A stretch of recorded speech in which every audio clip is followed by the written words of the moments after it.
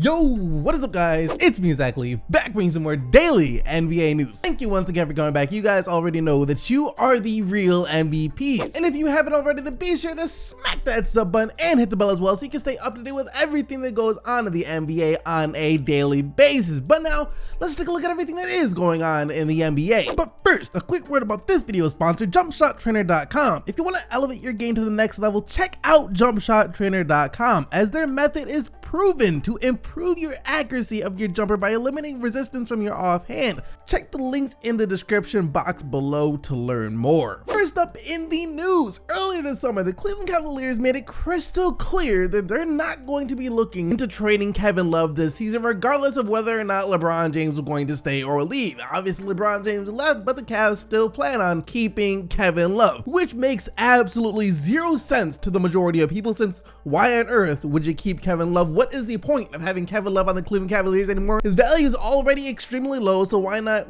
trade him before his value gets even lower as his contract comes closer and closer to ending? So it doesn't make any sense to us, and apparently it doesn't make sense to Kevin Love either, as we got reports this morning saying that Kevin Love expects to be traded from the Cleveland Cavaliers this summer. Despite insistence from the organization that they are not interested in trading Love, multiple sources around the league insist that they are indeed open to moving him. It makes perfect sense to deal him now. Cavs' first round pick for next year is top 10 protected, meaning they can keep it if it falls within the top 10. Otherwise, they'll lose it to the Atlanta Hawks as compensation for the Kyle Korver deal. Moving Love and launching a full-scale rebuild would almost assure the Cavs of finishing in the top 10 of the draft. If the Cleveland Cavaliers do not trade Kevin Love, then they just might deserve the title of the most poorly run organization in the NBA, because it literally makes zero sense for them to hang on to Kevin Love. The only way Love should still be in a Cavs uniform come October is if they got on the phone with all 29 other teams in the league,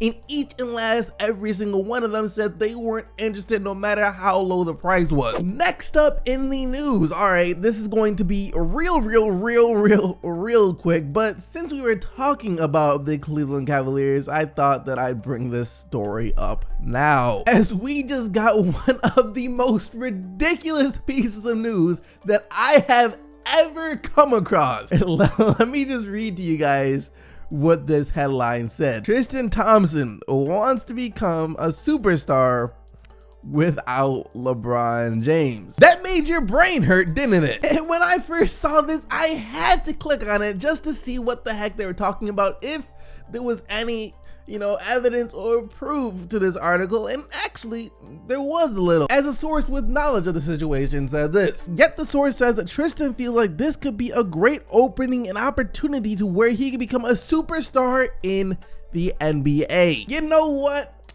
Why not? Tristan Thompson is only 27 years old, meaning that he should be about to enter the best years of his career. So now, without LeBron James on the Cleveland Cavaliers burdening him, holding him back from reaching his true potential, he can now shine bright and not even just become an all-star, because who just wants to be an all-star in the NBA, even a solid player in the NBA anymore? He wants to skip that, skip an all-star, just go straight to a superstar level player, a top 5 tier player in the NBA. That's going to be Tristan Thompson this season. In other news, speaking of LeBron James not being on the Cleveland Cavaliers anymore, we just got some insight on what his new role on the Los Angeles Lakers is going to be, as we got word saying that LeBron James is about to play out of the post a lot more, similar to how both Kobe Bryant and Michael Jordan operated, and this is in an attempt to pretty much prolong his career. Playing more like Bryant and Jordan will take time and patience, and James told Johnson that some habits will be hard to break, but James knows playing more inside and yielding some control of the ball is important as he ages and his athleticism starts to fade. At 6'8", 260 pounds with great vision and passing skills, he may be better equipped for success than the smaller Jordan and Bryant. According to multiple sources within the Lakers and close to James,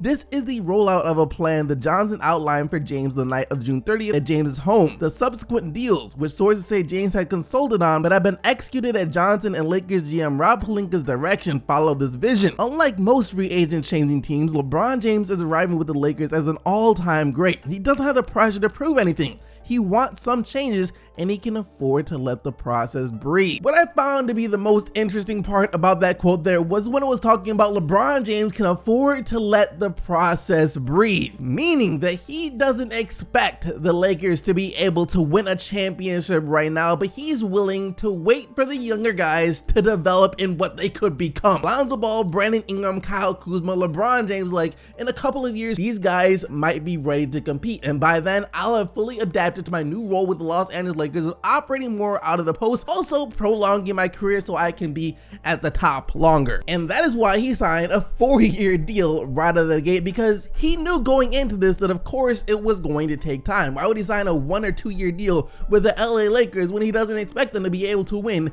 in 1 or 2 years? It all actually makes a heck of a lot of sense when you think about it. For our next bit of news, we are getting reports in saying that Marcus Smart is hurt that the Celtics haven't reached out to him since the season ended about a new contract. And a source that is apparently really close to Marcus Smart but opts to remain anonymous was quoted saying this: "He loves the Celtics, but the crickets he's hearing, he's hurt and disgusted by it." I don't think that bothers Marcus as much as no communication from Danny Ainge. He would have thought there would be some kind of 3 to 4 year deal from them to show they're interested, but the qualifying offer is the only one that he has received. There's been no talk since free agency open. He's most disappointed that there has been no reaching out on their end. He's just hurt and frustrated that Danny Ainge hasn't reached out. That's the most discouraging part about the whole thing. The last contact was a few days before free agency started. It's just like Isaiah Thomas last year. Marcus played through injury. He pushed himself to return early from thumb surgery in the playoffs, taking the gamble that he was healed enough to play. He pours his heart out every day for that team. He's been hurt and quite frankly disgusted by how this has gone. But you know what else? He's kind of over it. You have to move on. Look, the Boston Celtics are a smart organization, and like everyone says nowadays, at the end of the day, this is a business, and the Boston Celtics aren't an organization that lets sentimentals cloud their judgment business-wise. If they did, they probably wouldn't have traded Isaiah Thomas like they did last year. So what the Celtics are doing is they're waiting to see what other offers Marcus Smart gets from other teams, since he's a restricted free agent. The Boston Celtics are trying to let the market determine Marcus Smart's value, because they don't want to be caught overpaying if they can get him at a cheaper price. And if other teams are willing to pay him a lot of money, then you know what?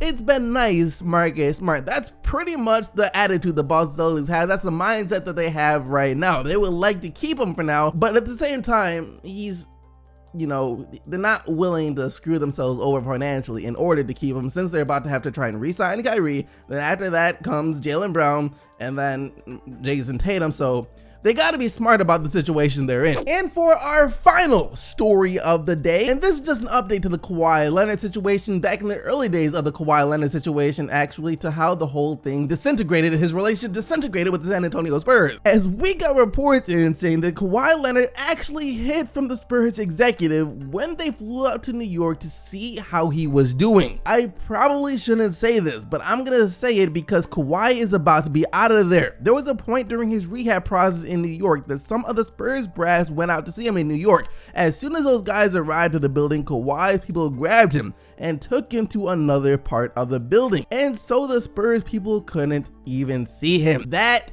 is absolutely bonkers. That's insane. Look, Kawhi Leonard, you really had to come out and say something about all the things that are being said about you. Stop letting the media and your camp do all the talking. You have to come out and set the record straight, Kawhi Leonard. And I'm pretty sure this is exactly why Kawhi hasn't been traded yet, because teams don't want to give up too much for a player that, first off, they're not 100% sure on the health or condition of that player, since no one has seen Kawhi Leonard do anything in who knows how long. And not only that, but who's to say that Kawhi Leonard doesn't pull the same stunt with the team that trades for him for a year, where he goes MIA and they had to play a hide and seek with him somewhere out in New York until he just leaves them in free agency in 2019. No one wants to go through that without some type of reassurance from Kawhi, or at least to be able to see that he's healthy. Anyways, that is going to bring us to today's question of the day. Do you guys think the Cleveland Cavaliers are going to trade Kevin Love this summer? If so, where can you see him ending up? Because